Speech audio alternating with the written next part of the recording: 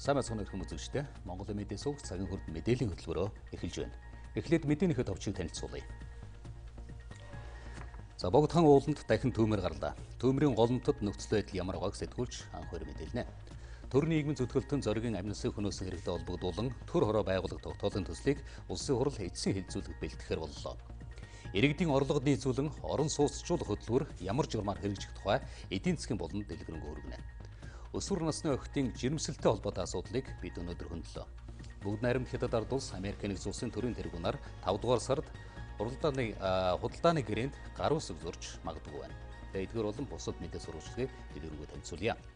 Төр нийгмийн зүтгэлтэн зоригийн амнисыг хөнөөсөн хэргийг шийдвэрсэн асуудлаар олон улсын парламентын холбооны удирдах зөвлөлөөс ирүүлсэн шийдвэрийг судалж холбогдох санал дүгнэлт боловсруулах үүрэг өгөхөд төр хороог байгуулахыг улсын хурлын гишүүд дэмжиж байна. Өнөөдөр улсын хурд энэ асуудлыг хэлэлцэж эцсийн хэлэлцүүлэг бэлтгүүлэхээр хууль зүйн байнгын ороонд шилжүүллээ. Төр хороо байгуулах тухай тогтоолын төслийн бүрэлдэхүүнд улсын хурлын гишүүн Болд Бацаандан, Санжмитов, Нямдарч, Сүхбат, оюун эрдэнэ нар байсан. Харин улсын хурлын гишүүн оюун эрдэнэ өөрийн хүсэлээр төр хорооны бүрэлдэхүүнээс гарах, улсын хурлын гишүүн Игд Төвшин Нямбатар нар орж ажиллах хүсэлт гаргасан. Гишүүдийн олонх нь энэ бүрэлдэхүүнийг дэмжлээ. Гишүүд төр хороо хэрхэн ажиллах чиглэл тодруулга авсан юм. Одоо хамгийн гол нь би энэ захиалагчийг л олох хэрэгтэй гэж ойлгодог байхгүй тийм ээ. Тэр энэ дээр ер нь та бүгдийн маань бодож байгаа, санаж байгаа, төлөвлөж байгаа та бүгдийнхээ эрх хүрээнд нь яаж ажиллах ямар боломжууд нь байна. Хууль яаж зөрчиж юу? Яаж эрүүдэн шүүж юу? Яаж хэлсээр хэрэг хүлээлгэж юу гэдгийг судлах ийм л юутай өөр бүх ажлын хэсэг шүү дээ, энэ ажлын хэсэг. Эрүүдэн шүүс нь үнэн шүү дээ. За энэ төр хороо байгуулах нь хуулиараа байнгын орооны бүр эрхтэй адилхан статустай бүрэн эрхийг эдэлнэ. Гэхдээ мөн л гүйцэтгэх ажлын хууль тогтоомжийн хэрэгжилтийг шалгах чиг үүрэг бол оногдохгүй. Тэгэхээр өмнөх ажлын хэсгээс ямар ялгаатай байх юм бэ? Бас адилхан хуулийн мухардалд ороод гацах байдал хүрэх үгүй юу? Энэ төр хороо болвол тэр ил болгосон таслан шийдвэрлэх тогтоол, дав заалах шатны шүүхийн магадлал, дээр шүүхийн хяналтын шатны шүүх хурлын юмыг уншаад дээрээс нь нэрүүдэн шүүсэн юм үзчихвэл ерөнхийдөө дүн гарчин дөө. Хэрэгт холбогдуулан чимгээ содном даржаа нарыг эрүүдэн шүүсэн бичлэгийг улсын хурлын гишүүд сэтгүүлчид үзсэн. Энэ бичлэгээс эрүүдэн шүүсэн нь илт байгаа гэдэг асуудлыг улсын хурлын гишүүн сод илүү хөндөж дараах асуултыг тавилаа. Ийм ноцтой хүний эрхийн зөрчлийн асуудал гарч ирээд одоо тэгээ өдөр болгон бас шинэ мэдээлэл, шинэ нөхцөл байдал гарч ирээд байна шүү дээ. Тэр хэрэгт оролцсон хүмүүсийн машинаараа зөөж хөргөж өгсөн хүн гэж нэг гарч ирлээ.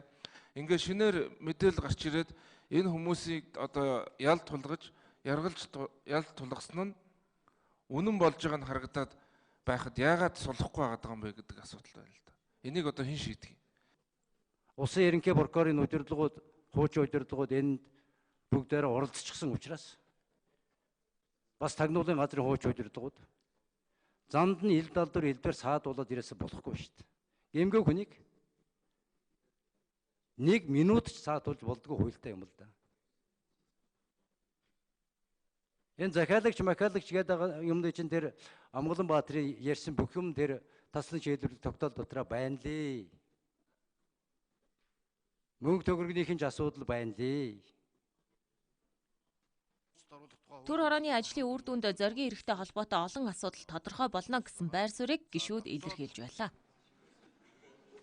Улсын хурлын чуулганы нэгдсэн хуралдаанаар улсын ерөнхий прокурорын орлогч нарыг томилох тухай ерөнхийлөгчийн саналыг зөвшөөрөх асуултыг хэлэлцэн дэмжиж томиллоо.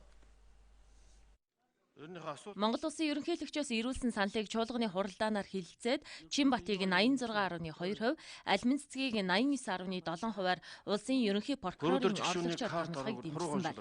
Нийгэмд эргэлзээ, тээнгэлзээ дагуулсан олон асуудал бий гэдгийг гишүүд хөндлөө. Өөрчлөлтийн төлөөх энэ арт түмний итгэлийг яаж хариулж ажиллах вэ гэдэг дээр нэг байр сууриа аль аль нь илэрхийлээч гэдэг юм асуулттай байна.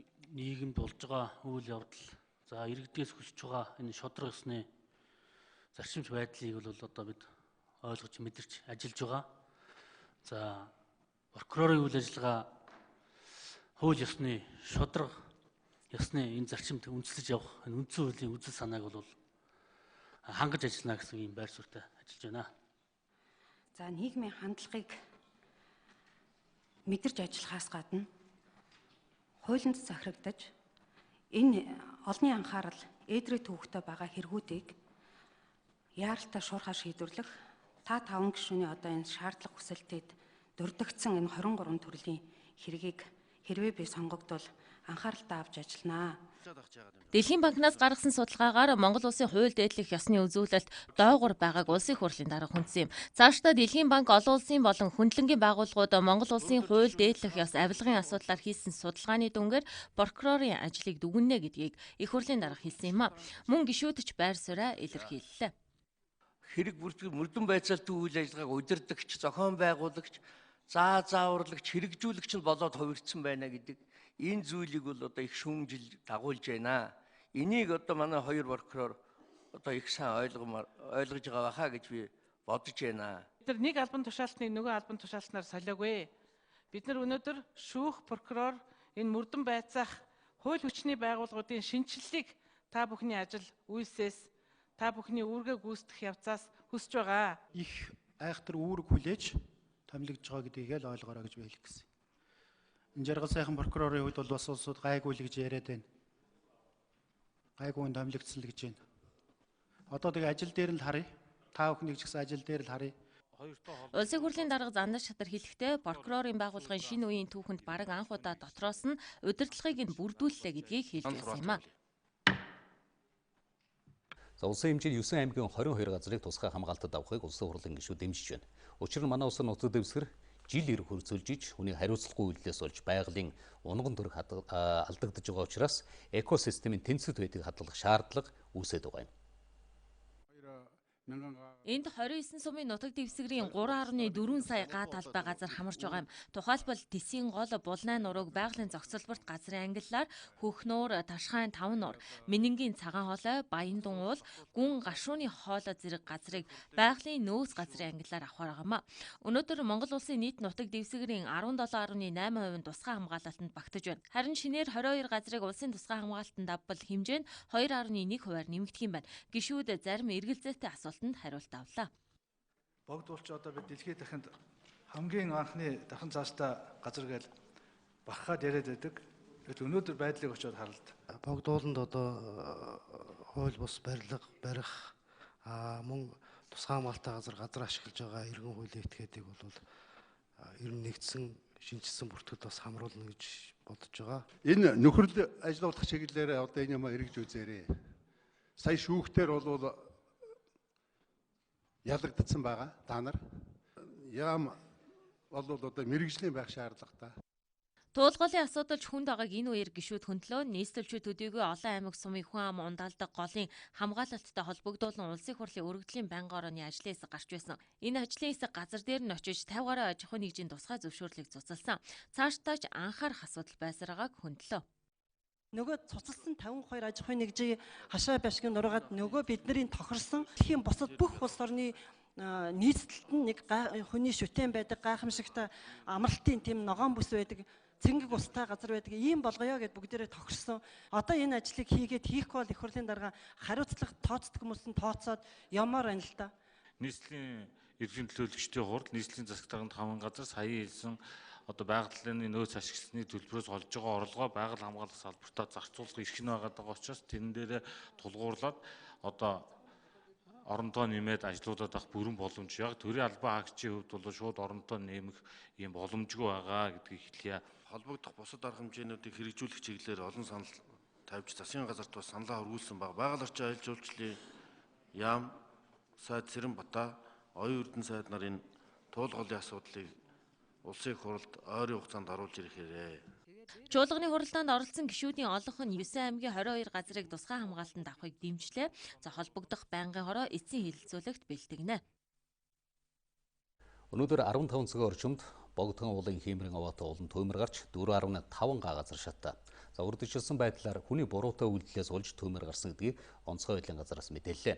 За гал голомтод одоо манай сэтгүүлч анх хоёр зураглаач Батэрд нар ажиллаж байна. За ингээд сурвалжлах багаас дэлгэрэнгүй одоо мэдээлэл ирлээ. За үзэгч та бүхэндээ бид Хэмрээ өндөр 15 цаг 17 минутанд одоо мэдээлэл шуурхай удирдлагын төвд бол гал төмөр гарч ирсэн дуудлага ирсэн ба. Тэгэхээр яг бид гадаад дээр бол ажиллаж байгаа. Энд бол одоо онцгой байдлын албаа агчид за мөн одоо хаан улдургийн цагдаагийн албаар ажиллаж байгаа. Тэгэхээр ер нь нөхцөл байдал бол өөрчлөсөн байдлаар нэг 4 га гарan одоо шатсан гэсэн мэдээлэл өгж өргөжлүүлэн хурандаа мөх сайхантай бид ярилцсан. Тэгэхээр өнөөдрийн энэ нөхцөл байдал гал төмөрийн талаарх мэдээллийг үзэгч мандаа тодорхой өгөөч.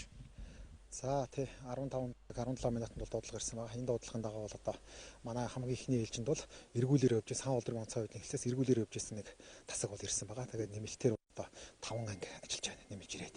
Одоогор бол онцгой байдлаас бол нэг 10 гаруй машин 50 орчим хүн ажиллаж байна. Үүн дээр нь одоо цагдаагийн байгууллага богд уулын дархан цаас хамгаалтын газраас албаагч ажиллаад нийт бол нэг 70 гаруй хүн ажиллаж байна да. Ер нь одоо хичнээн газар ер нь шатсан бол. За нэг 4.5 га орчим одоо яг модон дотор та бүхэн харж байна тийм ээ. Ой. Шатлага явагдаж байна. Энэ дээр бас зүгээр нэг албан бос мэдээлэл байгаа. Иргэн тамхиа татчихад гүйц сунтрааг улмаас шинэ төмөр гарсан гэсэн мэдээлэл байна л да. Энэ дээр та. За цагдаагийнхан бол ер нь жижигхэн болон энэ хаан улдургийн цагдаагийн хэлтсээс бол ирчихсэн шалгагдаж байна. Тэг яг одоо юунаас усна бол тодорхойгүй байна. Гэхдээ бол нэг явган явж исэн иргэн, уулнаас бууж явсан иргэн. Нэг машинтай 3 иргэнийг бол одоо саатуулаад тайлбарын мэдүүлэг авчих юм байна. Одоо яг бол ингээд та өдөр ялж байгаагаар жоохон салхины хүч нэмэгдэж байна. Энийг одоо бүрэн унтраатал нь хэдийн хугацаа ер нь шаарддаг бол. За энэ яг орой дээр уучраас ерөөс салхины хүч бол нэлээдгүй байна. Тэгээд докторгүй хаашаа бол хаашаа дарахчих гээд. Гэхдээ бид бол ямар ч байсан барьж авсан сургамд нь оруулсан. Дахиж бол одоо талбай бол дэлгэрүүлэхгүйгээр ингээд гарах хэмжээ аавна. За өнөө шөндөө бол бүрэн унтраагаад одоо маргааш хүлээлгэж өгөх байхаа гэсэн юм төлөвлөгөөтэй байна. Сая яг би ингээд энд шатсан хэсгээр явж байхад ингээд мод хөдөлсөн юм байл. Энэ одоо ямар учиртай зүгээр хүмүүс бол сайн ойлгохгүй байж магадгүй л дээ. Уг нь бол энд чи одоо шатаагүй байтугай шатсан мод ч өрөөдөх ирэхгүй байхгүй шүү дээ. Богд ууланд чинь дархан састай болоогоо тийм ээ. Эндээс бол мод бэлтгэх янз бүрийн одоо гişүүгийн түүхчийн юм хариутай ууланд гарахыг бол хориглочихсон байж байгаа. Та тийм юм байгаа бол одоо хулгайгаар хийгдсэн байна л гэсэн үг тийм. За бид өргөжлүүлэн өнөөдрийн нэг Хэмрээ өндөр гарсан одоо МҮОНРТ холбоотойгоор бид цагдаагийн газраас бас зарим зүйлийг тодруулах нь зөв болов уу гэж бодож. Тэгэхээр өнөөдөр энэ хөө гарсан төмөдөр бас зарим нэг хүмүүс өөрсдөө тавьсан байж магадгүй гэсэн ийм мэдээлэл энэ дээр үзэгч мөн тодорхой мэдээлэл өгөөч. За цагдаагийн байгууллага дуудлага ирсний дагуу одоо бид бас бүрэлдэхүүнээр ажиллаж байна. Хаан улдургийн цагдаагийн нэгдүгээрэлцийнхэн. За 2 хүн холбоод сэжиглээд одоо метражуулаад шалгаж байна. Эцсийн шийдвэр бол гараагүй байна. Ер нь зүгээр анхны урьдчилсан мэдээллээр тамхи татчихж байгаа тайцсан гэдэг ийм мэдээлэл яваад энэ хэр бодсон. За энэ бол яг тогтоогдог байгаа. Гэхдээ бол энэ чэнээс энэ чадж байгаа хэсгээс хүн зүхтаж гүйж гарч ирэхийг тэрийг бол цагдаагийн хэлцээхэн бид бас барьж авсан байгаа. Тэгээ шалгаж байгаа. Мөрдөн шалгах ажиллагаа явагдсны үр дүн тэрхүү үедээ тогтоогдсон тохиолдолд бид бас хэвлэл мэдээлэл хэрэгслэр цагдаагийн ерөнхий газрын хэвлэл мэдээллийн төвөөр лавлгаа авч байна. Иргэдийн зүгээс сайхрамжгүй болгоомжгүй байдлаас олж за энэ хөрийн төмөр гарах таны датсан тамхиныг ошид гүйц дундгаагүй зайлцуул одоо юу гэдэг шашны зан үйлэрч гэдэг юм уу арцгүйж өгөөлөх энэ иргэдлээс болж энэ одоо байгалийн унган төрх замун энэ хөрийн төмөр гарж байгаа нэг шалтгаан гэдгийг бол за хэвлэл мэдээллийн хэрэгслэр бол өдөр бүр одоо энэ хөрийн төмөрс урьдчилан сэргийлэх одоо сэрэмжлүүлэх мэдээлэл хүргэж байгаа болж иргэдийн өөрсдийн хайхрамжгүй байдлаас болж замун одоо хинэггүй байдлаас ингээд хөрийн төмөр гарсаар байгаа нь иргэд одоо шууд холбоотой гэдэг бол энэ төсвөнд бол хэлхэн зүйтэй болоо. За тэгэхээр таны хормын төд одоо хайхарамжгүй хариуцлагагүй үйлдэлээс болж байгаль дэлхий хүний эд хөрөнгө сүйдэх эрсдэл өндөр байгааг одоо сүүлийн үед гарч байгаа төмрийн одоо дуудлагууд харуулсаар байна. Тиймээс иргэдийг хаврын одоо хуурашилтаа үед нийслэлийн ногоон бүсэд аялж зугаалахгүй байх, за ил задгаа одоо гал асаахгүй байхыг онцгойлон одоо сэрэмжлүүлж байна.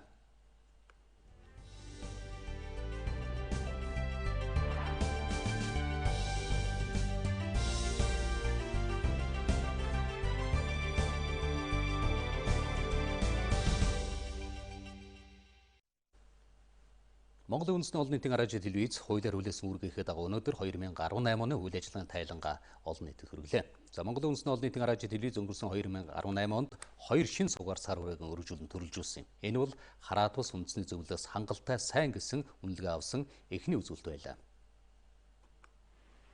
Орчин үед дэлхийн томоохон хэвлэл мэдээллийн байгууллагууд агуулгаараа төрөлжин үзэгчдэд сувгийн сонголт хийхэд илүү дөхөн болгох болсон.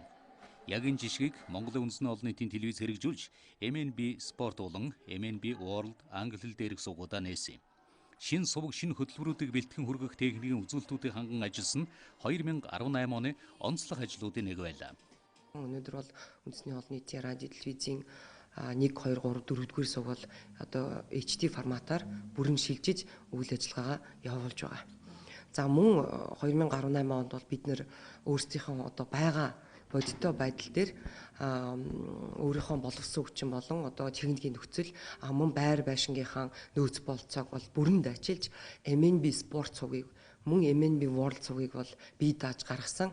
Ингэснээрээ бол бид нэр үндэсний олон нийтийн радио телевизийн иргэд бол үндсэндээ 4 телевизийн суваг бие даасан өдөр тутмын 15-аас 17 цагийн одоо эфирийг олон нийтэд хүргэж байгаа гэсэн үг.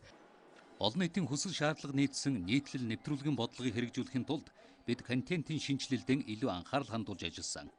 Үзэгчдийн хүсэл сонирхолд нийцсэн бас үзэгчдэд зайлшгүй хэрэгцээтэй контентыг бэлтгэх зорилгоор хэд хэдэн шинэ өнгө төрхийг бодлого болгон хэрэгжүүлсэн юм. Хуулинд заасан тэр өгөхстой хөтөлбөрүүдээсээ гадна киноны хүүхдийн хууль эрх зүйн эдийн засгийн боловсролын гэсэн нэлээд хэд хэдэн одоо бас програмын шинжилгээг хийж бол үзэгчдэд хүргэсэн. Мөн бас Монголын түүх өв соёлынхоо соёл урлагийн талын одоо шинжилгээг бол бас хийж хүргэсэн. Тэгэхээр энэ дээр бас хангалттай гэсэн юм үлгээ авсан. За мөн мэдээж хэрэг бол техник шинжилэгдлээ контент шинжилэгдэхэд бол зайлшгүй хүний нөөцийн шинжилгээг шаардлагатай болсон учраас бид нар 2018 онд бол хөлийн чандад болон дотооддоо одоо мэрэгжлийн богино хугацааны сургалтуудад одоо хүмүүсээ одоо олон давтамжтайгаар сургасан ийм жилүүд болж өнгөрсөн. Мөн ERP гэсэн энэ одоо бүрэн хүний нөөц санхүүгийн шинжилгээг хийснээр бид нар бол санхүүгийн сахилгат бол өмнөх жилүүдийнхээс бол одоо маш сайжирсан байна гэсэн ийм дүгнэлтийг бол авсан. Монголын үндэсний олон нийтийн радио телевизийн 2018 онд анхаарал хандуулсан бас нэгэн платформ бол Social платформ. Манай улсын 2 сая гаруй иргэн сошиал сүлжээний идэвхтэй хэрэглэгч байгаа тул бид сошиал орчинд мэдээлэл, нийтлэл нэвтрүүлгүүдийн хүргэхэд анхаарсан үзэгчдийн хандлтыг нэмэгдүүлж чадсан.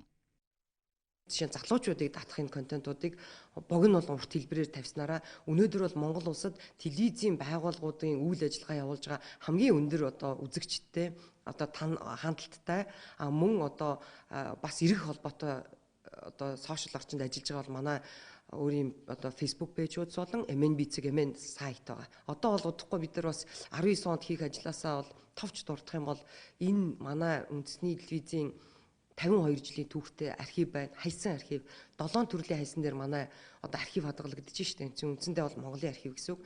Мөн 85 жилийн түүхтэй радио хайс байж. За энэ одоо хайснуудыг бид нар маш шаардлагатайгаар төрийн бодлогоор дижитал болгож шилжүүлэхгүй бол энийг бол хатах, тасрах мөн одоо шатах маш олон эрсдлүүд үүссэн байгаа. Тэгэхээр энэ одоо бол Монголынхаа түүхийг бол яаралтай дижитал архив руу шилжүүлэхийн ажлыг бол онцолж хийхээр бодор төлөвлөж байна. За мэдээж хэрэг контентууд бол энэ жил бол бид нар үндэсний контентыг дэмжих гэсэн ийм одоо зарласан учраас бид нар дотоодынхон одоо бас энэ олон сайн контент хийж байгаа энэ продакшнуудтай хамтарч ажиллаж байна. Мөн манай байгууллагын манай өөрийн уран бүтээлчд бол олон кинонууд, олон нэвтрүүлгүүдийг шинээр санаачилж хийж байгаа. Эцэст нь 2018 оны үйл ажиллагаанд хийсэн санхүүгийн хараат ус аудитын дүгнэлтээр зөрчилгүй гэсэн үнэлгээ авсан олон нийтийн төлж байгаа татварын мөнгө хий хоосон өргөдөөгүй гэдгийг нотолж байгаа хэрэг. Түүнчлэн Монголын үндэсний олон нийтийн радио телевизийн үндэсний зөвлөл ерөнхий захирлын ажлыг хангалттай сайн хэмээн дүгнсэн юм. Мэргэжлийн урлагийн байгууллагуудын сод бүтээлүүдийг телевизээр олон нийтэд хүргэх түүнийг алтан сан хөмрөгт хадгалах ажил сүүлийн жилүүдэд бараг орхигдод байсан гэдэг хэлцдэггүй. Харин энэ жилээс үзэгчид мэргэжлийн урлагийн байгууллагуудын тайзны бүтээлүүдийг орчин цагийн уран бүтээлчдийн амилуулснаар нь Монголын үндэсний телевизээр хүлээн авах боломжтой болж байна. Телевизүүд сонгодог урлагийн бүтээлүүдийг гаргахаа болсон. Ихэвчлэн хошин шог, солонгос драм гаргаж байгаа нь иргэдийн оюуны хэрэгцээг хангахгүй байна гэж Монгол улсад мэргэжлийн урлагийн байгууллагыг үндэслэгчдийн нэг балетмейстер Балжинамын Жамин даваа хэлж байна. Урлаг бол ер нь дотроо энэ 3 төрлөөр хоодог шүү дээ. Ардын урлаг, цэнгэний урлаг, сонгодог урлаг гэж. Ардын урлагаараа хүн хүүхэд багаас хүн болж хүмүүжих, сайн хүн болох ёстой. Цэнгэний урлагаар л хаяа нэг яхад цэнгэж наадах ёстой. Сонгодог урлаг гэдэг чинь гэгэрүүлэх урлаг байхгүй юу? Гэгэрлийн зураг явуулдаг урлаг. Тэгэхээр тэр хамгийн чухал энэ урлагаа ерөөсөө ойлгодог, мэддэг хүн байхгүй болсон. Монгол улс зах зээлийн нийгэмд шилжихтэй зэрэгцээд ихэнх урлагийн байгууллагууд хувь уран бүтээлийн жижиг нэгдэл болон задарсан. Үүний дараагаас урлагийн тоглолтуудыг үзэгчдэд телевизийн цэнхэр дэлгэцээр хүрэхэд зохиогчийн эрх зөрчигдөх, тасалбарын борлуулалт буурах зэрэг олон асуудал яригдж эхэлсэн. Тиймээс тайзны уран бүтээлүүд телевизийн алтан сан хөмрөгт бичлэг болон хадгалагдах нь цөөрчээ. Харин өнөөдөр Монголын үндэсний олон нийтийн радио, телевиз, соёл урлагийн газартай хамтарч Монголын мэргэжлийн урлагийн байгууллагуудын уран бүтээлийг телевизийн алтан сан хөмрөгтөө дүрс бичлэг болгон хадгалах, улс орон даяар үзэгчдийн хүртэл болгох ажлыг хамтран хэрэгжүүлэхээр боллоо. Энэ эх орны 408 зохист байгаа хөдөө орон нутг бид нар чинь одоо маш өргөн удаа тархай бутархай ажиж амьдарч байгаа шүү дээ. Тэр улсууд маань яагаад энэ улсынхаа өндөр соёлоос бий болгосон бүтээлийг үзэж харах хэрэггүй байх гэж тийм ээ. Тэгэхээр энийг үзүүлэх боломж бол үндэсний олон нийтийн телевиз бус телевизүүдээс давуу боломж байгаа гэж бодож байна. Хамтын ажиллагааны хүрээнд зөвхөн энэ онд л гэхэд ламбгайн нулимс, үүлийн 3 толгой, үлэмжийн чанар дуулалт жүжиг, симфони, морин урын чуулган концерт, Лусын хааны охид хүүхэлдэйн жүжиг зэргийг бичиж үзэгчдийн хүртэл болгохоор төлөвлөж байгаа юм байна.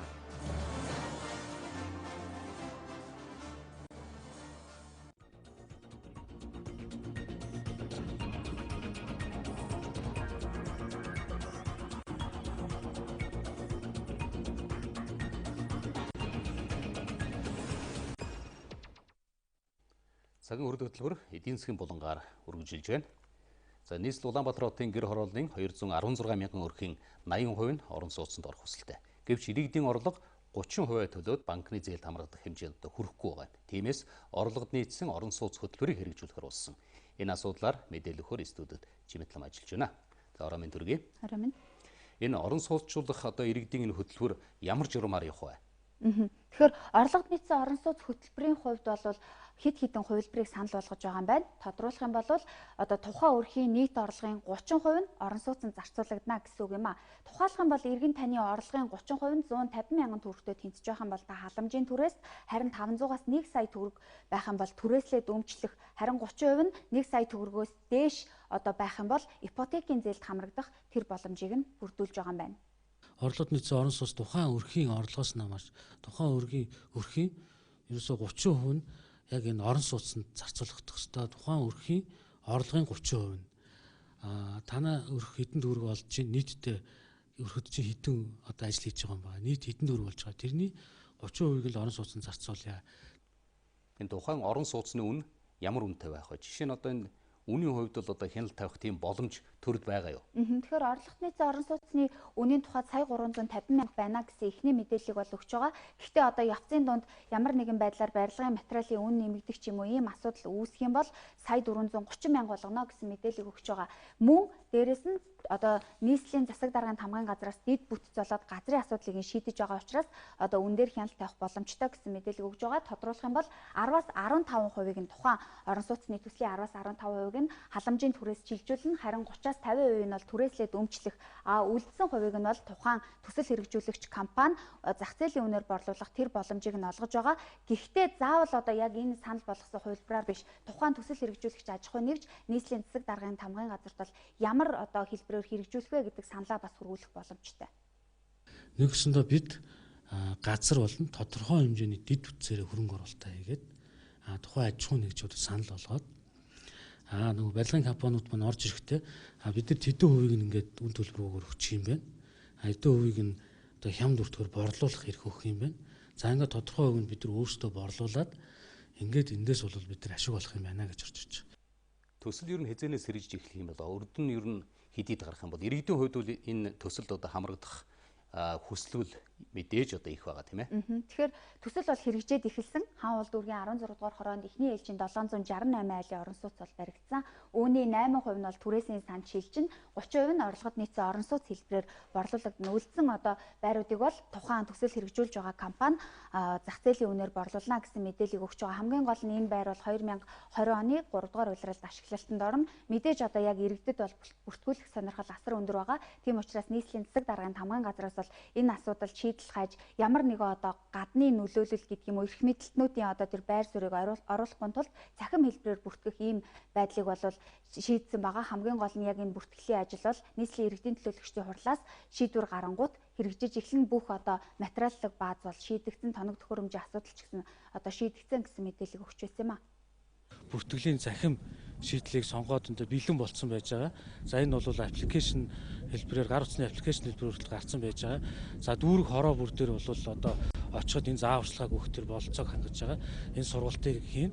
За ингээд яг Улаанбаатар хотод яг энэ төрөөсийн болон төрөөслөө дөмсөх орон сууцнд орохыг хүссэн иргэд бол одоо яг нэг цонхоор бүртгэл хийгднэ гэсэн үг.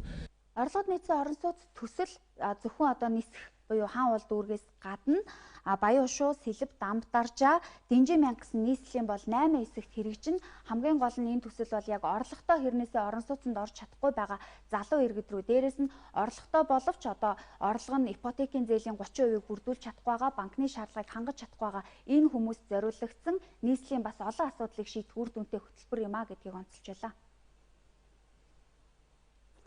За эдийн засаг болонг чимэтлэн өргөлээ. Жижиг дунд үйлдвэрлэл эрхлэгчдийн хувьд төслийн хөтөлбөрт хамрагдан санхүүжилт авахыг хүсдэгч барьцаа хөрөнгөний дутагдал гэдэг зүйл тэдний хувьд том бэрхшээл болдог. Энэ бэрхшээлийг даван гаргахад дэмжлэг үзүүлэх зорилгоор жижиг дунд үйлдвэрлэлийг хөгжүүлэх сан зээлийн батлан даалтын сантай хамтран ажиллах сан жижиг байгууллаа. Жижиг дунд үйлдвэрлэлийг хөгжүүлэх сангаас энэ жил 40 гаруй тэрбум төгрөгийн санхүүжилтийг аж ахуйн нэгжүүдэд олгохоор төлөвлөж байгаа. Харин зээлд хамрагдах хүсэлтэйч барьцаа хөрөнгө дутагдaltaй байгаа аж ахуйн нэгжүүд зээлийн батлан даалтын санд хандсанаар 1 тэрбум хүртэл төгрөгийн зээлийн тодорхой хэсэг батлан даалт гаргуулан авах боломжтой болдгоо. Энэ хоёр сангийн үйл ажиллагааг уялдуулах нь үйлдвэрлэгч аж ахуйн эрхлэгчдэд тустай юм а. Мэдээлэл солилцох цаашдаа одоо яаж одоо энэ жижиг дунд үйлдвэрлэлийг хөгжүүлэх энэ жижиг бичил зээлүүдийг одоо яаж амжилттай үйлдвэрлэл үйлчилгээ болгох энэ тал дээр одоо хамтран ажиллах, сан солилцох, мэдээлэл солилцох, судалгаа хийх гэсэн олон чиглэлээр ингэж хамтарч ажиллахаар сан жижиг байгуулж байгаа юм. Хэрвээ барьцаа хөрөнгө хүрэхгүй байгаа тохиолдолд 30-60% нь батлан даалтын сан маань хамтран ажиллаад ингээд зээлийг одоо илүү хүртээмжтэй, тэгш хүртээмжтэй хуваарлах мөн жижиг дунд үйлдвэрлэл бизнес эрхлэгчдийн боломжийг олгосон ийм одоо хамтран ажиллах чиглэлээр бол цаашдаа хамтарч ажиллахаар энэ сан жижиг байгууллаа. Зээлийн батлан даалтын сан өнгөрсөн 6 жилийн хугацаанд 660 гаруй аж ахуйн нэгжид олгосон 168 тэрбум төгрөгийн зээлд 79 тэрбум төгрөгийн баталгаа гаргажээ.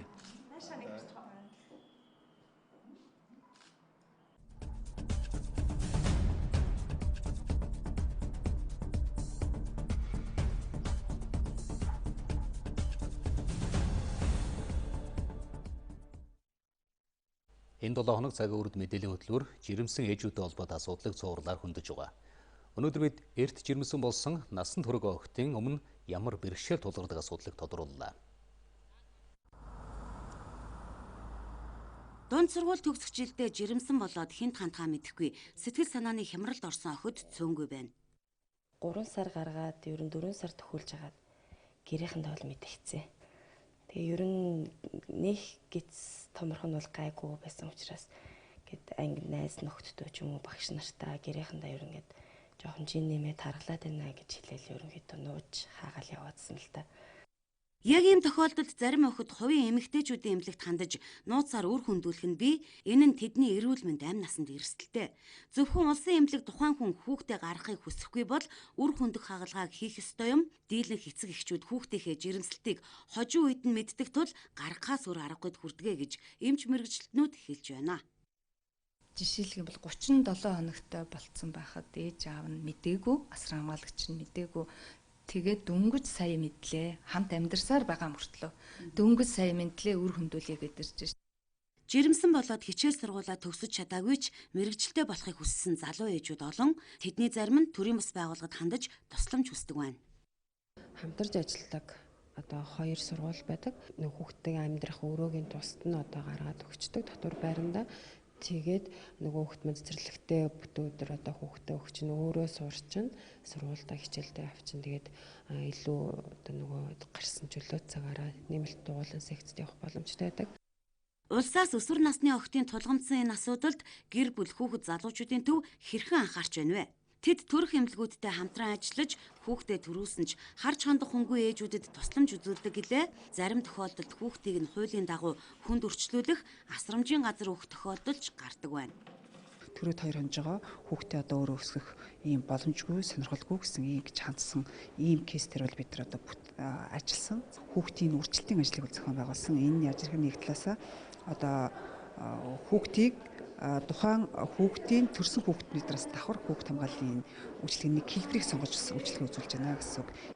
Сүүлийн жилүүдэд өсвөр насны охид жирэмслэг нь их болсон тул эрүүл мэндийн яам нийгмийн эрүүл мэндийн үндэсний төв хамтран улсын хэмжээнд 28 өсвөр үеийн нөхөн үржихийн кабинетийг байгуулжээ. Дүүргийн нэгдсэн эмнэлэг болон аймгийн эрүүл мэндийн төвийг түшиглэн байгуулсан энэ төвөөр өсвөр насны охид жирэмсэн болсныхоо дараа биш өмнө нь хандаж өөрт хэрэгтэй мэдээлэл авч хүсээгүй жирэмслэлтээс сэргийлэх ёстой. Гэвч зарим кабинет эрэгтэй эмчтэй нэг бол тэтгэврт гарсан хүн ажилуулж байгаа тул өсвөр насны охид үүднээс нь буцах тохиолдолч гардаг гэдгийг зарим их сурвалжууд хэлж байсан юм а. Орос улбан улсын ерөнхий хотын байгалийн их сурвалж жилүүр шилдэг ном шалгаруулах их сургуулийн ном төслийг хэрэгжүүлдэг. Өнөөдөр Сибирийн бүс нутгийн шилдэг ном шалгаруулах 8 дахь уралдааны ялагчдад шагнал гардууллаа. Энэ уралдаан анхудаа Монгол улсад болж байна.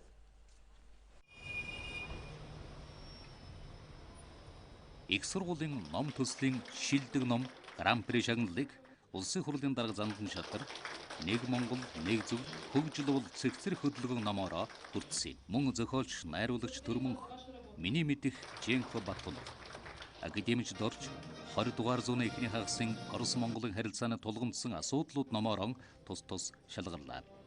Эдгээр бүтээл орос хэл дээр хэвлэгдсэн байна. Миний мэдих Женко Батулов гэж ном одоо орос хэл рүү орчуулагдаад 2 дахь жилдээ болж байгаа. Тэгээд Иркутскийн одоо бас хэвлж гаргасан. Тэгээд тэн дундаас л миний ном бол Гран-при авсан юм байна. Яг зөвхөн манай Юрий Кручкин бол орос хэл рүү орчуулсан. Зөвхөн сүүлийн 25 жилд орос хэл рүү монголоос орчуулсан ном бол маш цөөхөн юм байлээ. 4-5 ном орчуулж гарсан гэж үздэг юм байна. Энэ уралдааны Гран-при шагналыг хүртсэн нэг Монгол, нэг зүгт хөгжил бол цэгцрэх хөдөлгөөн номыг би 2 хоногийн өмнө уншсан. Үүнийг бичсэн зохиогч өөрийнхөө сэдвийг маш сайн ойлгож энгийн хэлээр илэрхийлсэн нь надад маш их таалагдсан. Эдийн засгийн сэдвтэй холбоотой байсан ч гэсэн маш ойлгомжтой, сонирхолтой ном байсан гэдгийг онцолмоор байна. Энэ удаагийн шалгаруулалт Евразийн ертөнц олон улсын оролцоотой шинжил ухаан, боловсрол, соёл сэдвийн хүрээнд болсон. Их сургуулийн ном 2019 уралдаан шалгаруулалтын шүүгчид Монгол болон Монгол-Орос их олчны хамтран бүтээсэн 600 гаруй номоос сонгон шалгаруулсан байна. Маш олон бүтээлээс эдгээр шилдэг бүтээлийг тодруулсан юм. Энэ уралдааны гол зорилго нь ихтэй сургуулийн шилдэг ном бүтээлийг нэмэгдүүлэх, зохиолчдын бүтээлийг олон нийтэд түгээхэд оршиж байгаа. Манай хэвлэлийн үйлдвэр маш сайн хөгжиж 2006 оноос эхлэн энэ уралдааныг бүс нутагтаа зохион явуулдаг болсон. Энэ жил олон улсын хэмжээнд болж байгаад баяртай байна. Гран-при шагнал хүртэгчдэд диплом, ном уншиж байгаа баавган дүрсийг ногоон хашаар урлсан цомын хамт гардууллаа. Гран-при шагналаас гадна гадаад хэл дээрх шилдэг бүтээл, орос хэл дээрх шилдэг бүтээл, орос-монгол хэл дээрх шилдэг бүтээл зэрэг 13 номинацаар шилдэг бүтээлийг шалгаруулсан байна. Хөвсгөл аймагт энэ жил улсын төсвөөр 57 бүтээн байгуулалтын ажил хийх юм байна. Эрчим хүчний сайд даваасрын тойрогтой ажиллан зарим бүтээн байгуулалтын ажилтай танилцуулж засгийн газараас аймаг орон нутгийг хөгжүүлэхэд ямар бодлого орж байгааг иргэдэд танилцуулсан байна. Хөвсгөл аймгийн ар булаг сумын сургууль хуучирч муудсан нуралт өгөх эрсдэлтэй тул улсын төсөвт 3.2 тэрбум төгрөг суулгаж шинэ сургууль барихаар болсон. Гэвч барилгын зураг төсөл бэлэн болоогүй тул ажил нь удаашралтай байна. Энэ 2019 онд бол одоо нэлийн ажлууд нь бол дуусах ийм юутай төлөвлөгөөтэй байгаа.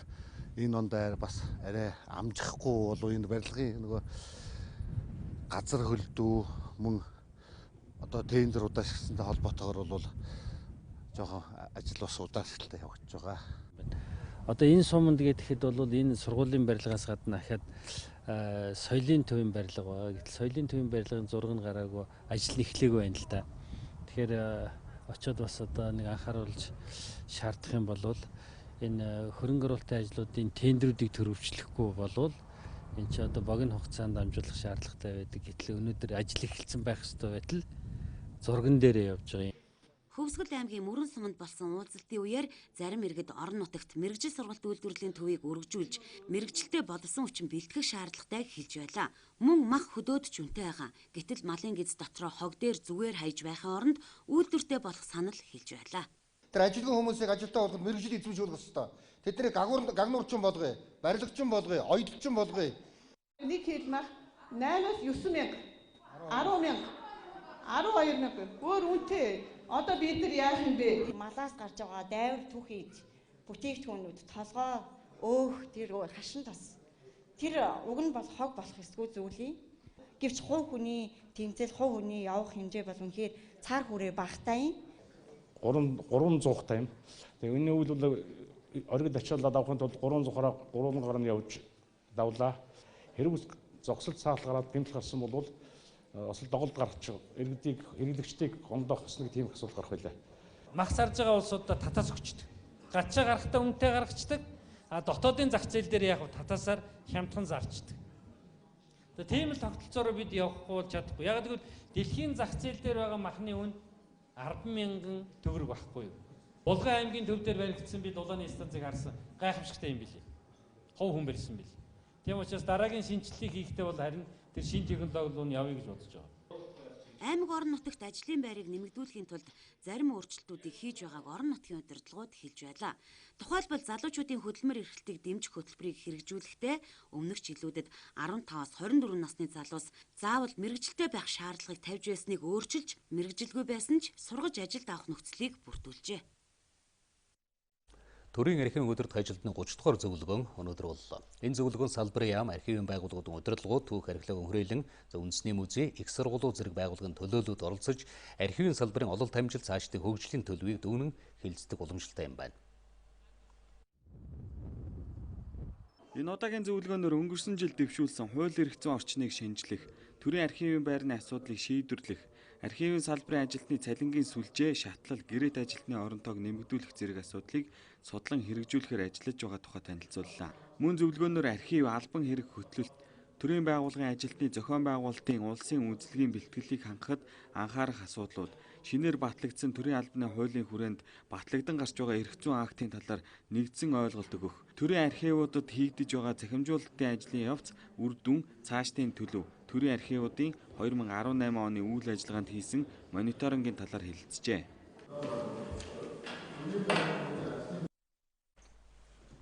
Туркийн олон улсын оюутны нэгдсэн холбооноос 3 сар гаруй хугацаанд дэлхийн 53 улсууд уулзах зохион байгуулж байна. За энэ хүрээнд Турк сурч төгссөн Монгол оюутнууд Туркийн элчин сайдын өргөнд уулзлаа.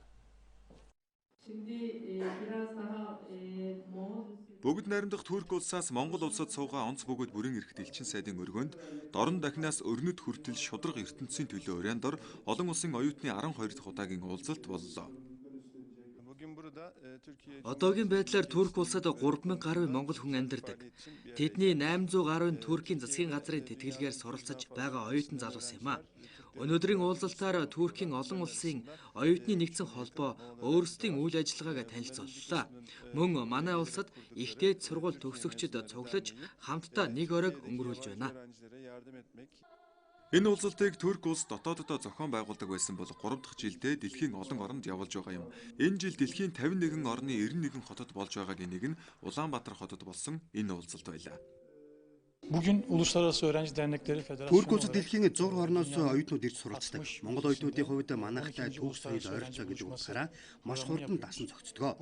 Сурах явцдаа тун итвэх оролцоотой байдаг. Бидний уулзалтын зорилго бол тухайн улсад сурч байгаа гадаад оюутнуудын өөрсдийн уламжлалт зан заншил, соёл урлаг, хувцас хэрэглэл, хоол хүнсийг таниулан сурчилж хамтдаа нэг өдрийг өнгөрөх байдаг. Ирэх жилээс зохион байгуулалтаа илүү сайжруулахыг хичээх болно. Бүгд найрамдах Турк улсад 1992 оноос эхлэн манай оюутнууд ихтэй сургуульд нь сурч эхэлсэн байдаг. Өнөөдрийн байдлаар 2500 гаруй төгсөгч бүртгэлтэй байна. Төгсөгчдийг төлөөлж 60 гаруй хүн энэ уулзалтанд оролцлоо. Өөрт төвөггүй бага зардлаар маш чанартай боловсролыг олж авдаг. Яг тэгвэл Туркийн засгийн газрын тэтгэлэг хөтөлбөр бол сургалтын төлбөр, одоо дотор байр, ирэх очих онгоцны зардал гэх мэт бүх зүйлсийг хамардгаараа бас их давуу талтай. Энэ уулзалтад хоёр орны оюутан төгсөгчдийн харилцаа хамтын ажиллагааг өргөжүүлэн хөгжүүлэхэд тодорхой хувь нэмэр орууллаа гэдгийг зохион байгуулагчид хэлж байсан юм.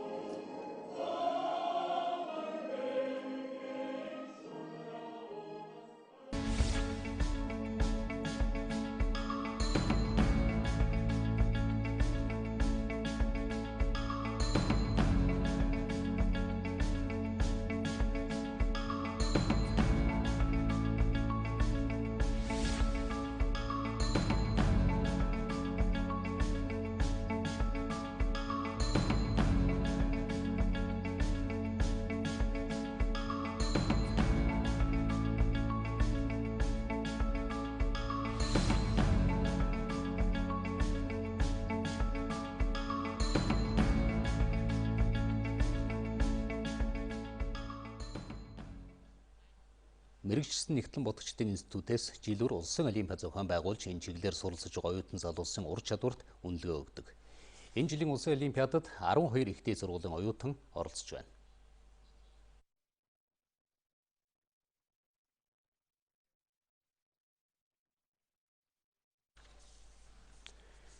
Хөтөлбөр үржилж байна. За сүүлийн 2 жил ноолоор үн 100 мянган төгрөг давж малчтын орлого нэмэгдэж байна. За хөдөө аж ахуйн биржийн өчигдрийн арилжаагаар ямааны ноолоор 100-аас 120 мянган төгрөгийн үнэтэй байна. За үндэсний статистикийн хорооноос энэ оны эхний улирлын тайлангаар ямааны цагаан ноолын дундаж үн килограмм Хинтэй аймагт хамгийн их буюу 132 мянган төгрөг. За Ховд аймагт хамгийн бага буюу 90 мянган төгрөг. За бусад аймагт 94-өөс 130 мянган төгрөгийн үн хянштай байгаа юм байна.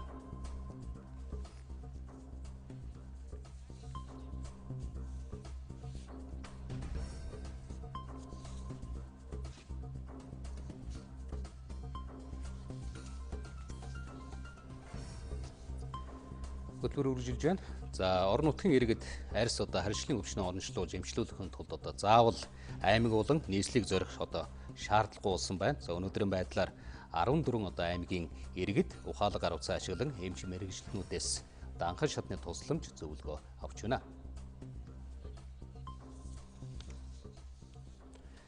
За мэрэгчлэн нэгтлэн бодогчдын институтээс жил бүр улсын олимпиад зохион байгуулж энэ чиглэлээр суралцж байгаа оюутан залуусын ур чадварт үнэлгээ өгдөг болсон. За энэ жилийн улсын олимпиадад нийтдээ 12 ихтэй сургуулийн оюутан залуус оролцож байна.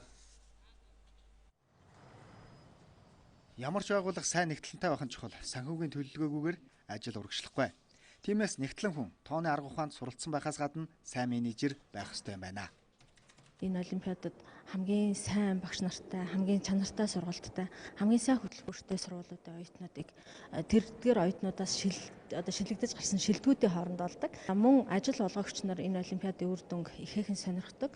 Өөрөөр хэлбэл сайн ажилтнгаа энэ олимпиадын үр дүнгээс харж сонгож авах бас бүрэн боломжтой байдаг.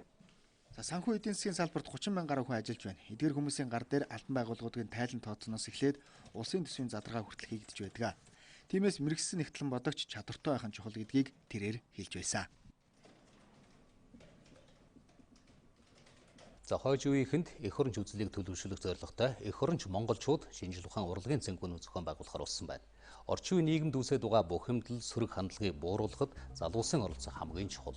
Тиймээс үндэсний ухамсартай, мэдлэг боловсралтай залуусыг төлөвшүүлэхэд төрийн бас байгууллагууд нэгдэж оролцохоор болжээ. Санаагийн задлсан, тархинд нь шинэ үзэл санаа суулгасан, ямар нэгэн буруу дадал зуршлыг нь өөрчлөх, баяр хөөр аз жаргалыг нэмэгдүүлдэг ийм лекцэнд уриалж байгаа. Ихэнх хүмүүс маань үндсэндээ урилгаар оролцож байгаа учраас нийгмийн соён гэгэрүүлэх бидний зүгээс үзүүлж байгаа тийм том арга хэмжээ л гэж ойлгож байна. Үзэгчид аавхан олон улсын мэдээлэл авч байна уу? Студид Арин Чимэг ажиллаж байна. Орой минь төргий. Мэдээний эхэнд умар солонгосын удирдагчийн Оросын холбооны улсад хийх айлчлалтай холбоотой мэдээг эхлээд үзүүлье. За Оросын холбооны улсын ерөнхийлөгчийн урилгаар бүгд найрамд гарчилсан Солонгос ард улсын удирдагч энэ сарын сүүлээр Оросын холбооны улсад айлчлална гэж Кремлийн ордны албан ёсны цахим хуудсанд дөнгөж сая мэдээллээ. За энэ бол айлчлал удахгүй болно гэдгийг Москвагийн тал нотолж байгаа хэрэг. За Кремль албан ёсоор мэдээлэхээс өмнө бол умар солонгосын удирдагч Ким Жон Ун Оросын холбооны улсын ерөнхийлөгч Владимир Путинтэй дээд хэмжээнд уулзалт хийхээр эх 7 хоногт Владивостокт айлчлах төлөвтэй байна гэж олон улс мэдээлж байсан. За өчигдөр умардын удирдагчийн протокол хариуцсан нарийн бичгийн дарга Ким Чан Сон Владивосток хотод айлчилж галт тэрэгний өртөөнд очсон тухай Японы хэвлэлд мэдээлсэн. Энэ сарын эхээр умар солонгосын төр засгийн өндөр албан тушаалтнууд Владивосток хотод айлчилсан нь дээд уулзалтын бэлтгэлийг хангах зорилготой болов уу гэж хэвлэлүүд болон дипломат их сурвалжууд мэдээлж байсан. Түүнчлэн Владивостокын олон улсын баг хурлууд хүлээн авдаг нэгэн их сургууль гадны төлөөлөгчийн айлчлал хүлээн авахтай холбогдуулаад энэ сарын 24-өөс 2 өдөр үйл ажиллагаагаа төр зогсоож байгаа юм байна. За мөн умар солонгосын үндэсний агаарын тээвэрлэгч Air Korea компани энэ сарын 23-нд Владивосток руу тусгай үүргийн нислэгтэй байна. За үүний зэрэгцээ умар солонгосын эрх баригчдын аюулгүй байдлыг хангадаг албаны хүмүүс ч гэсэн Ким Жон Уны айлчлалын өмнө Владивостокт хотод очих юм байна. За энэ бол одоо умар солонгосын залуу удирдагчийн хувьд бол Оросын холбооны улсад хийх анхны айлчлал болно. Оросын холбооны улсын ерөнхийлөгч Путиний хувьд энэ сарын 25-нд Бээжин хотноо болох бүс ба зам олон улсын хуралд оролцохоор төлөвлөж байна. Иймд одоо уг баг хурлын өмнө умар солонгосын удирдагч Оросд айлчлах болов гэж ажиглагчид харж байгаа. За өнгөрсөн 2 дугаар сард Вьетнамд болсон Америк умар солонгосын 2 дахь дээд хэмжээний уулзалтаас дөрвтэй үр дүн гараагүй. Иймд умардын удирдагч Пиняны эсрэг хоргийг сулруулах асуудлыг тавьдаг Оростой харилцаагаа гүнзгийрүүлэх сонирхолтой байна. За нөгөө талд Оросын холбооны улс ч бас солонгосын хойгийг цөмийн зэвсэггүй болгох яриа хэлэлцээнд голлох үүрэгтэй тоглох сонирхолтой байна гэж улс төрийн ажиглагчид таамаглаж харж байгаа. За яг энэ өдрүүдэд Америкийн нэгдсэн улсын умар солонгосын асуудал хариуцсан тусгай төлөөлөгч Стефен Бэйгун солонгосын хойгийн асуудлаар Оросын холбооны улсад бас айлчилж байна. За Ким Жонны эцэг Ким Чин Ир Оросын холбооны улсад бол хэд хэдэн удаа айлчилж байсан. Ингэхдээ одоо галт тэргээр аялаж замдаа Оросын хотууд бүтээн байгуулалттай танилцж явдаг байсан юм а. Бүгд найрамдах Солонгос улсын ерөнхийлөгч Мөн Жэйн Төв Азийн Туркменистан, Казахстан, Узбекистан зэрэг 3 орноор төрийн айлчлал хийж байна. За Мөн Жэйний айлчлал өчигдөр Туркменистан улсад эхэлсэн. Айлчлалын хүрээнд Өмнөд Солонгос одоо Туркменистан улстай эрчим хүчний хамтын ажиллагаагаа цаашид улам өргөжүүлэн мөн одоо боловсрол зэрэг шинэ салбарт хоёр талын хамтын ажиллагааг өргөжүүлэхээр тохиролцоонд хүрсэн байна. Өмнөд Солонгосын ерөнхийлөгч Мөн Жэйний Төв Азид хийж байгаа энэ айлчлалын гол зорилго нь энэ бүс нутагтай худалдаа хөрөнгө оруулалтын харилцаагаа өргөжүүлэх замаар Хятад Америкийн Төв Аз дахь нөлөөг бууруулахад чиглэсэн гэж ажиглагчид харж байна. Хоёр орны худалдааны эргэлт бага боловч нэмэгдүүлэх потенциал их бий гэж хоёр тал энэхүү айлчлалын үеэр онцоллоо. За сүүлийн жилүүдэд Өмнөд Солонгос Туркменистанд эрчим хүчний станц болон байгалийн хий боловсруулах үйлдвэр одоо химийн үйлдвэр барих төслүүдийг амжилттай хэрэгжүүлж байгаа. За Кианлинд барьсан 3 тэрбум Америк долларын хөрөнгө оруулалттай газрын тосны үйлдвэрлэл гэхэд Туркменистаны засгийн газарт жил бүр 600 сая Америк долларын орлого оруулах юм байна.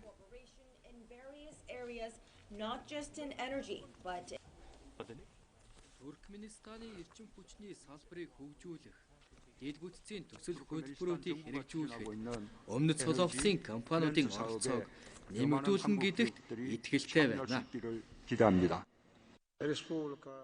За энэ удаагийн айлчлал хоёр орны аль алинд нь илүү үрээ ашгаа өгнө гэдэгт итгэлтэй байна. Өмнөд Солонгос улс бол бидний хамгийн чухал түншүүдийн нэг.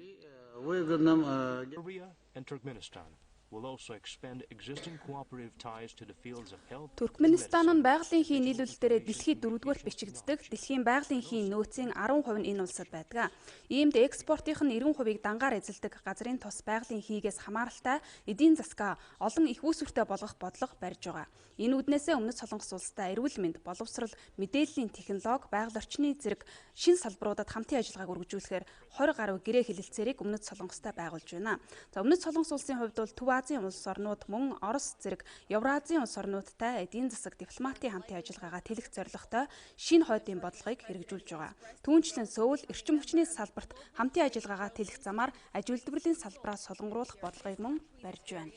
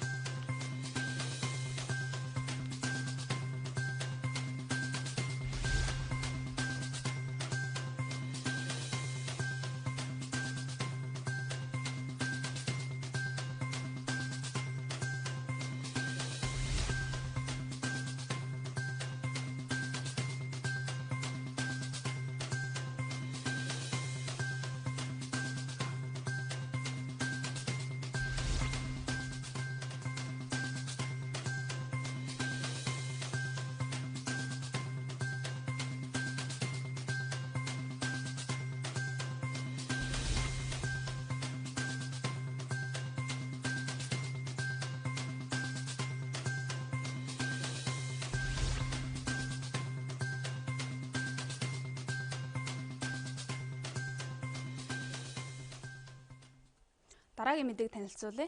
За бүгд найрамд Хятад улс болон Америкийн нэгдсэн улс худалдааны маргаанаа цэглэх гэрээ хэлэлцээр байгуулахтай холбогдуулаад энэ сард худалдааны хэлэлцээг шин шатанд ахиулахар болж байна. За Америкийн нэгдсэн улсын ерөнхийлөгч ирэх 5 дугаар сард Япон улсад айлчлах үедээ Хятадын даргатай уулзаж худалдааны хэлэлцээрт гарын үсэг зурж магадгүй тухай Америкийн хэвлэлд мэдээлж байгаа. За өөрөөр хэлбэл Америк Хятадын төрийн тэргүүнаар Япон улсад дээд хэмжээнд уулзаж магадгүй байна.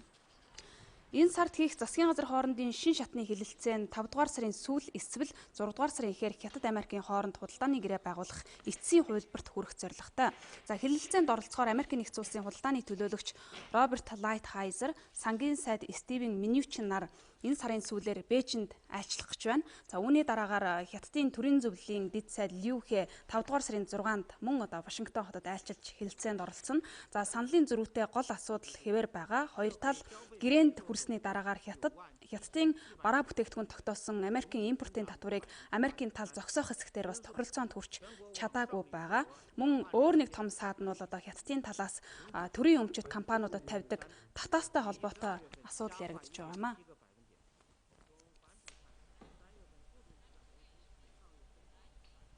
Үзэгчдээ өнөөдөр олон улсын хүрээнд анхаарал татж байгаа гол үйл явдлын мэдээлүүдээс танилцууллаа.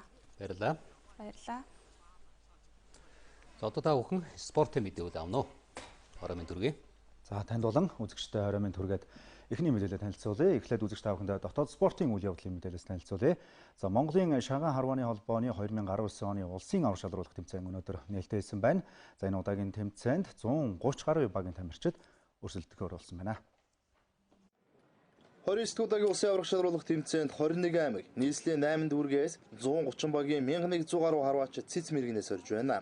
2019 оны улсын аврах шалруулах тэмцээнд даяар дурсагдах мэргэн 2, үлэмж дарах мэргэн 43, аймгийн гоц мэргэн цолтой 200 гаруй харваачид өрсөлдөж байгаа юм а. Өнөөдөр тэмцээний ганцаарчсан буюу хувийн цуваа харваа явагдлаа. Харин маргааш багийн харваа эхэлнэ. За энэ жилийн хувьд бол 130 багийн баг тамирчид цугласан байна. За 130 баг гэдэг бол ер нь урд нь Монгол улсад бол ер нь цуглаж байгаагүй ийм хэмжээний олон баг цугласан байна. Урд урдын улсын аврагууд бол одоо за 90-ад оны үед бол нэг 40 баг, за тэр 2000-ад оны үед нэг 50-ад баг, 2000 он гараад 2010-ад оны үед бол нэг 60 баг гэтэр байсан. За сүүлийн нэг 6-аас 7 жилд бол одоо баг харваачдын тоо маш ихээр нэмэгдсэн байна. За ингээд нийт баг харваачдаа бас амжилт хүсье. Өнгөрсөн жил ганцаарчны төрөл буюу хувийн цуваа харваанд Монгол улсын үлэмж дархан мэргэн Бат дэлгэр төрүүлж, жигжил сүрэн удаал нь үлэмж дархан мэргэн Бэмб жаргал 3 дугаар харинд орж байлаа. Тэгвэл багийн харваанд амархуу ахлагчтай Хинтээ аймгийн Биндар сумын баг төрүүлж, мөнгөн медалыг Монгол улсын үлэмж дархан мэргэн спортын мастер Ямаран захлагчтай Апу Алдар спорт хорооны баг тамирчид авч, хүрэл медалыг Монгол улсын үлэмж дархан мэргэн спортын мастер Отгонбаяр ахлагчтай Дорногов аймгийн баг хүртсэн юм а. Монголын жудо бүхийн холбооны хүч цом жудо бүхийн өсвөрийн Аз твийн аврах шалруулах тэмцээний нээлттэй тэмцээн өнөөдөр спортын дугаартанд эхэлсэн байна. Энэ талаарх мэдээллийн дэлгэрэнгүй та бүхэнд хүргье. 5 дахь жилдээ уламжлалгын явагдаж байгаа хүч цом жудо бүхийн өсвөрийн Азийн нээлттэй тэмцээнд хөвгүүд 27, 30, 34, 38, 42, 46, 50, 55, 60, 66, 73, 81, 90, нэмэх 90 кг, орхид 32, 36, 40, 49, 48, 51, 57, 63, нэмэх 63 кг хэмжээнд өрсөлдөж байна. Энэ жилийн тэмцээнийг 1980 оны Москвагийн Олимпийн наадмын шагнал 5 дугаар, саан бүхийн дэлхийн аврах шалруулах тэмцээний алт мөнгө хүрэл медаль, Монгол улсын 17 удаагийн аврах, жудо бүхийн төрөлд Монгол улсаас хамгийн олон медалийг хүртсэн тамирчин, Монгол улсын гавьяа тамирчин Монгол улсын заан Цэнд аюушийн нэрэмж долгон зохиолоо. Барилдааны нууц бол үнэхээр одоо бэлтгэл сургуулийг хичээгж сайжилсан байна. Багш дасгалжуулагч нар бол маш их сайжилж байна. Ерөөсөө жудо барилдааны урлагийг бол одоо үнэхээр харуулж байна л та. Дээр үед одоо миний үед бол ийм жудо барилдаан гэдэг спортоор хичээж яхад бол одоо хотын аваргын хэмжээнд бол олон жил явагдсан. Тэгээд дараа нь 78 оноос улсын аварга шалралт тэмцээн хийж явсан. Тэгээд энэ хугацаанд тэр үед бол байсан одоо энэ харьцуулаа техник барилдааны арга чадварыг харахад ерөөс өөр хөгжилтэй. Одоо дэлхийд олимпиад одоо манай жуудагчид бол гавьяагаа гаргаж байгаа. Өшөөж гаргах одоо ирээдүй бол харагдаж байгаа. 2 өдөр үргэлжлэх хүч цом тэмцээнд 40 байгууллагын 400 гаруй тамирчид өрсөлдөж байна. Олон улсын зэрэглэлийн тэмцээнд Оршин улбан улсын Якут мужаас 16 тамирчин хүрэлцэн ирж өрсөлдөж байгаа юм а. Одоо үзэгч та бүхэндээ хэлийн чанд дүрсэн тэмцээн уралдаан үйл явдлын мэдээлэлс танилцуулъя. За урчин аваргуудын лигийн шүвгийн 8-ын хариу тоглолтууд явагдаж дууссан байна. За ингэснээр хагас шид өрсөлдөх 4 баг бүрэн тодорлоо. Өнгөрсөн 7 хоногт талбайд Португ 2-1 харьцаатай хожоод байсан Ливерпул клуб за Португийн талбай 4-1 харьцаатай хожиж нийлбэрдэн 6-1 харьцаатай хагас шиг шатан шалгарлаа. Урьдчилан уусан тоглолтын гоолуудыг Садио Мане, замун Мохамед Салах, Роберто Ферминио, Виржил ван Дайк нар оруулсан бол талбайс залуу тоглогч Эдер Милитао 68 минутанд Монголын мэдээ телевиз даваагаас баасан гарагт өдөр бүр 11-ээс 14 цагийн хооронд мэдээллийн шууд хөтөлбөрөөр хүргэж байна. Монголын мэдээг DD-шийн 7, Sky Media-гийн 11, Univision-ийн 13, Сансарын 3, MNBC кабелийн 41 дэх сувгаас хүлээн авч үзээрэй. Монголын мэдээ телевизийн тойм тайлбар хөтөлбөр 2017 оны 3 дугаар сарын 25-наас нэвтрэж эхэлсэн. Хөтөлбөрөө даваагаас баасан гарагт 18 цагаас үзэгч танд шууд хүрч байна. Тухайн өдөр их оронд болоод олон улсад өрнөсөн үйл явдлуудаас олонний анхаарлыг татсан онцлог 3-5 үйл явдлын эргэн тойронд тоймчид мэдээллийг бэлтгэн хүргэж байна. Үйл явдал хэрхэн өрнөв? Үүнтэй холбоотойгоор өмнө нь юу болж өнгөрсөн? Ирээдүйд хэрхэн өрнөх хандлагатай байна вэ гэдгийг тоймчид олон талаас нь анализ хийж үзэгчдэд дүгнэлт хийх боломжийг олгосон бүтэн 1 цагийн хөтөлбөрийг өдөр бүр алгасахгүй хүргэсээр байна. Монголын үндэсний олон нийтийн телевиз 50 жилийн түүхтэй Монгол улсын болон олон улсын хагас 100 жилийн түүхийн дуу дүрсний үнэт тарихыг бидэнд байна. Энэ бол тойм тайлбар хөтөлбөрийн гол агуулгын нэг хэсэг юм. Монголын мэдээ телевизийн тойм тайлбар хөтөлбөрийг тоймч алдан гэрэл, цэнд, сэтгүүч үр цайх, олон улсын тоймч цогтоо, төвшин жаргал, редактор Ариун Чимэг нар үзэгч танд хүргэж байна.